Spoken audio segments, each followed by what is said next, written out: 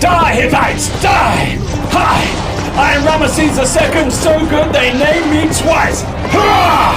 Here I am at Kadesh, and I lead the Egyptian army against the Hittites in the largest chariot battle ever!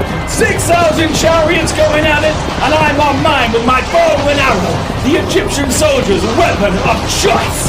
I'm a hell of a guy. Hey, Ramesses II, I'm my own sequel. I'm a great ruler. I'm an amazing man, restoring Egypt's empire, one military campaign at a time. Many tombs have been discovered over hundreds of years and almost all opened and robbed. And many think the valley has yielded all its secrets, but I disagree. I have a hunch that a little-known pharaoh, whose name is on a cup we've dug up here, must be buried nearby. It's been a jolly funny time, really. You see, my daddy, King Akhenaten, he upset an awful lot of people. By golly, he did. You see, he forced everyone to worship a new god. Just the one god called Aten. The people think he spent so much time bothering about that he forgot to defend Egypt against all her enemies and caused lots of jolly big trouble. He's dead now, though. Poor daddy. He died very suddenly and mysteriously. The ancient Egyptian kings were called pharaohs, which means great house or palace, because they believed the king's body was the house of a god, the sun god and creator god himself, who was called Ra. Ra was believed in myth to be the first pharaoh of Egypt. All other pharaohs were therefore his sons and so were held to be sacred by the Egyptian people. Time was measured in periods called dynasties, which was the length of time of a ruling family. There were 30 dynasties altogether, during which 170 pharaohs ruled. I am the chief in Burma, darlings, and today we're all going to learn about mummifying and preserving a dead body, darlings. Oh my God, we're going to have so much fun. Okay, now, all us ancient Egyptians, we believe in the afterlife. In the afterlife. Death is not the end, darlings. Oh no. Just another junction in the life of a soul. And speaking of soul, we believe that everybody, darlings, has not just one, not just two, but 3 souls. Oh yeah. And we want to ensure all these 3 spirits survive after death, darling. So that is why we mummify somebody. If any part of the body rots, darling, the person can't go on to live forever in the afterlife. Oh my God. Okay, so it's quite expensive to do this. So the pharaoh, of course, having all the money, he gets to do it, and so do some of the very rich Egyptians. But if you're poor, I'm afraid no mummification, no afterlife for you, darlings. But it's quite complicated, so let's begin, shall we? Stop! Hey! What's this? A reminder! I remind you to tell you a little bit about my royal role. Anyway, part of my job is to make sure the sun rises every single day. That's part of my duties. Otherwise, the world will end. And nobody wants that, people. Woof woof! Also, my job is to make sure the River Nile floods every single year, so we've all got enough to eat. What's in this thing? Crocodile bum? Take that, Hittite! Woof woof! Shouldn't be called a Hittite. Bound to get you in trouble. Anyway, let's wipe these guys out so I can get back to my royal palace and my 12 wives. Woof woof! Hold on! Ooh, ha ha! Fame! I'm gonna live forever! I'm gonna learn how to fly! Hi! Woof woof! The ancient Egyptians worshipped over 2,000 gods and goddesses. The gods created the universe and maintained order, but they were also involved in everyday life and needed to be worshipped so that life could be kept in balance. Some of the most famous gods were Ra, the god of the sun; Isis, the protector goddess of Egypt, women and children; Osiris, the god of the underworld and rebirth; Thoth, the bird-headed god of knowledge and wisdom; Horus, god of the sky and protector of the pharaohs; and Anubis, the jackal-headed god of death, and embalming. We have news! Just this morning, one of our young water boys tripped over a stone sticking up through the desert sand. A strange-looking stone it was, so we went to have a look. And as we dug down, it turned out it wasn't just a stone, but the top of a flight of stairs cut deep into the bedrock. We kept digging down, till we came to the top of a mud-plastered doorway. Inscribed on top of the doorway are royal seals, which has made my heart race with excitement. I've ordered the stairway refilled and have sent a telegram to Lord Carnarvon himself, who is on his way to witness the opening of the tomb. They all want me to do what they want. But anyway, my uncle, Uncle A, who's also my vizier, he's second in charge. He's a second in charge. He's like an advisor to me, the Pharaoh. Every Pharaoh has one. Well, he's been helping me out, and every now and then I say to him, Uncle A, what are you doing? Hey, what do you think you're playing at? and when he's feeling a little bit down and a little bit moody, I say, don't forget, Uncle A, to make A while the sun shines. Oh gosh, what jolly japes. The ancient Egyptians invented one of the earliest known writing systems. The symbols they used were called hieroglyphs, which comes from the Greek word meaning sacred carving. The people who wrote hieroglyphs were called scribes, who went to a special school to learn how to do it.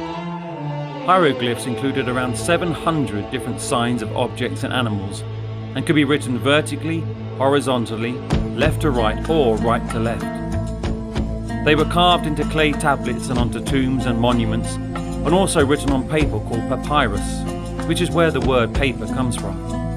Papyrus was made from dried reeds that grew along the banks of the River Nile. So, to mummify somebody, you lovely people, you will need a few things. First of all, where is it? We will need one of these, a ceremonial knife.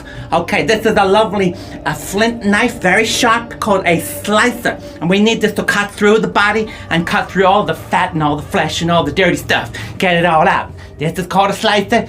You need one of these. Okay, secondly, you're gonna need some bandages like this. Now, linen bandages in my time, darling, they're very, very expensive. Very expensive. Some families, they save their whole life just to get some linen bandages. So if you saved up, you get some of these, you can mummify something, darlings. Now, what else are you gonna need? You're gonna need these little tiny little things called amulets. These are like magical charms to guide you through the afterlife, darlings. And one of the most important amulets is called the scarab beetle. This will go directly on your heart and protect your heart in the afterlife, okay? You're also gonna need some oils, and you're gonna need some salt. Some salt called natron, found at the banks of the River Nile. Okay, so first things first, children. That's what we're gonna do. We're gonna take this long hook, darlings, long hook. I know, outrageous. And we're gonna shove this right up the person's nose, okay? Right up his nose. We don't believe the brain's important at all, but we gotta get rid of the brain, okay? Because anything left in the body to rot, it's gonna rot the whole body, and the person's soul can't go on to live forever in the afterlife. So we gotta take the brain out. We're gonna shove this hook right at the person's nose, pull it all out, darlings, and then we're gonna move on to the next bit. Oh, he's so hot. He's so bleeding hot. We've been building this pyramid here for the last 20 years. 20 years we've been building this. 4,000 of us have been building this. Working on it in gangs of 20 from sunrise to sunset. We only get one day off in 10. It's pretty rubbish, isn't it? It's doing me head in, to be honest with you. Doing me head in. I wear this on top of my head to stop it getting burned by the sun. But some of my friends, they shaved all their hair off.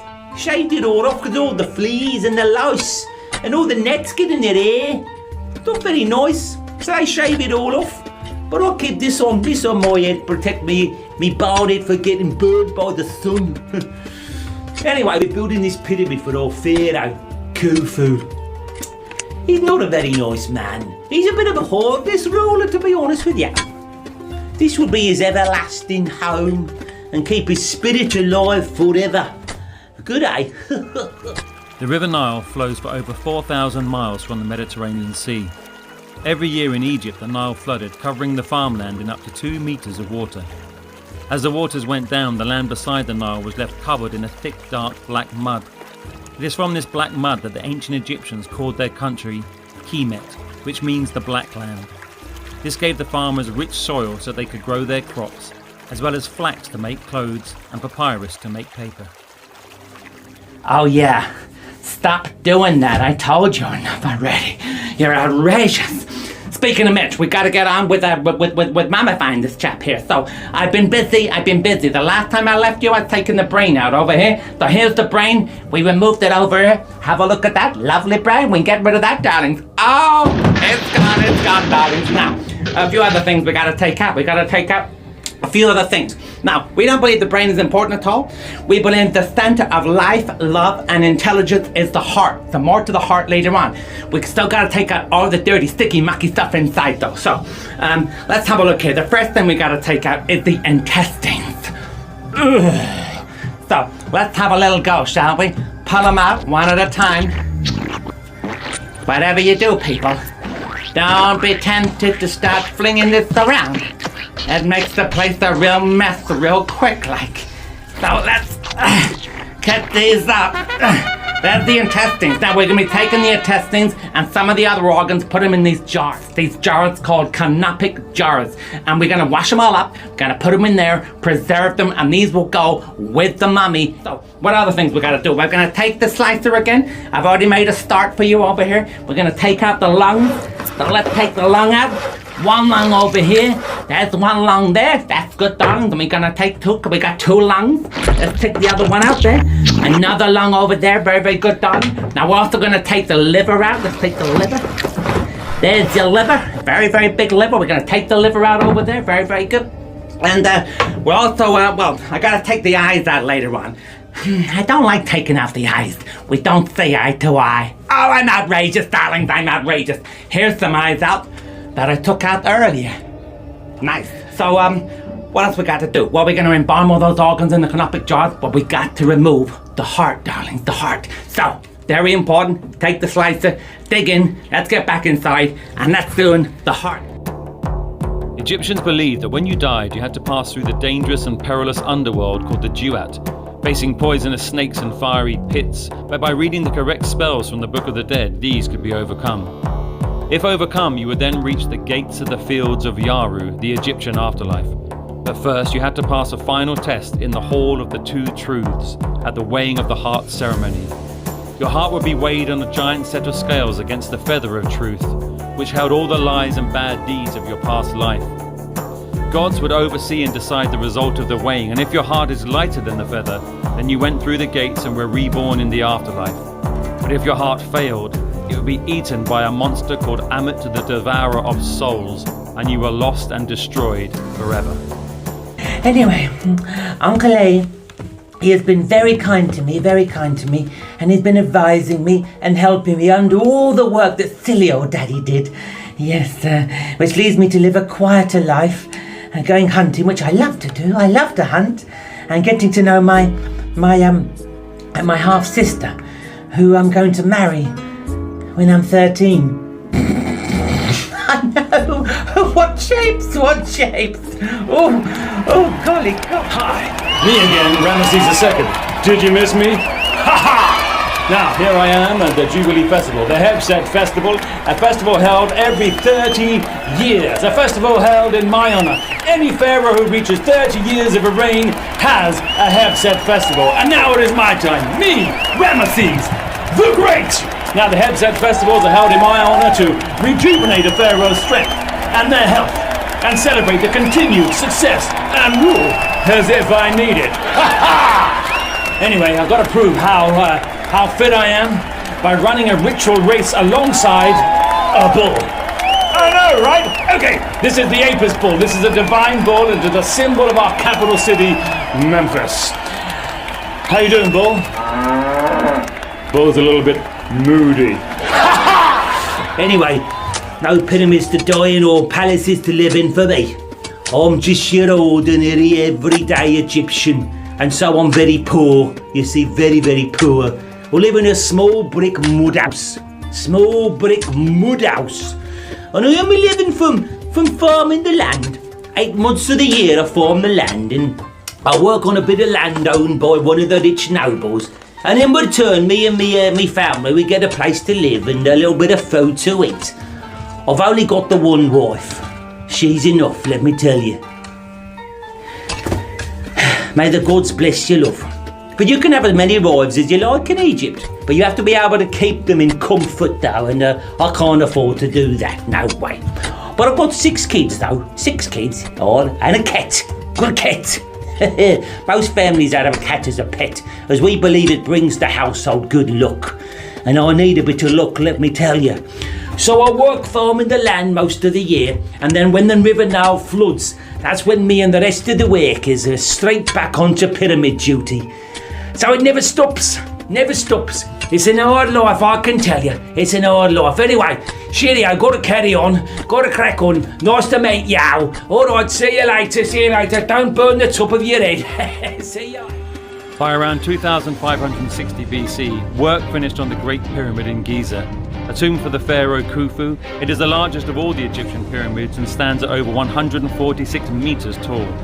It was the tallest man-made structure in the world for more than 3,800 years. It is made from more than 2.3 million blocks of limestone and granite.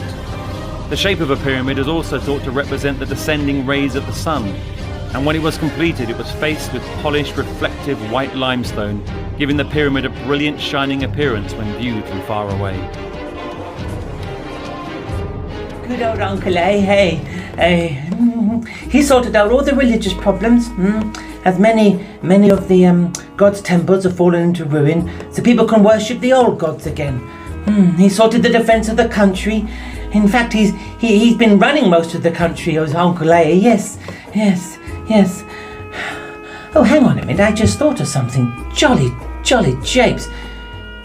Uncle A hasn't had something to do with getting rid of poor old Daddy, has he? Then he could be in charge. Oh no, silly me. Jolly silly me, although...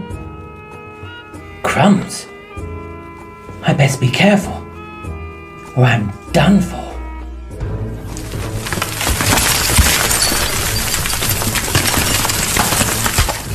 Widening the hole a little, I put a lantern inside and peered in. At first I could see nothing, the hot air escaping causing the candle in my lantern to flicker a little. But as my eyes grew accustomed to the light, details of animals, statues and gold, everywhere, the glint of gold.